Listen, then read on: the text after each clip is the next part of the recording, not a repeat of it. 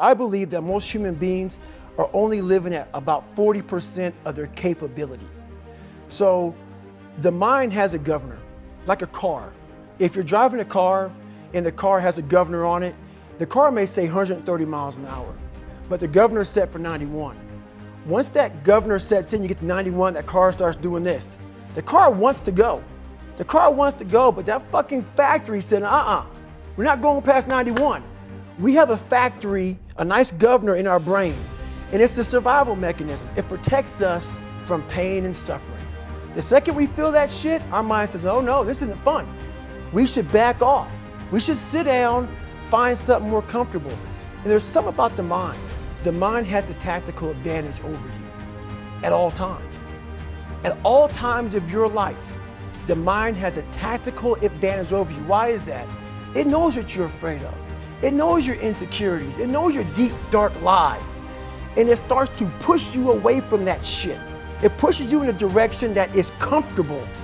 The mind controls everything. So what I realized was that when I was growing up and I was 300 pounds and I got all fat and I got all insecure, I realized that my mind kept taking me in this direction. When things got uncomfortable for me, when I was facing my insecurities, I was facing my fears, my mind said, oh no, we have a tactical advantage. We need to get you, separate you from this feeling over here. Life's all about feelings.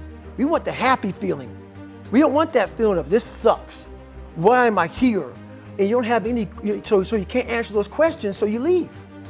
I started realizing that if in that moment you can answer those fucked up questions and you are now in charge of your brain versus your brain ruling you, that's where all that stuff comes from. So the 40% rule is all of that. You get to 40%, your brain says, we're done. Let's roll, man. This is starting to get painful. This is uncomfortable. So you sit down. You have to figure out ways, and everybody's different. That's how the book kind of talks about, like we all have these things about, 5 steps to this and 4 steps to this. It's a lot more than that. That's all bullshit. It's a practice that you have to, it's a habit. So if you know that at 40%, I'm feeling pain. At 40%, I'm feeling pain. That's where the 40% rule kicks in. Now it starts. Okay, I'm feeling pain. My mind's saying all this shit to me. It's saying, get out of here, run, flee. The fight or flight kicks in. Okay, we're done, we're not good enough.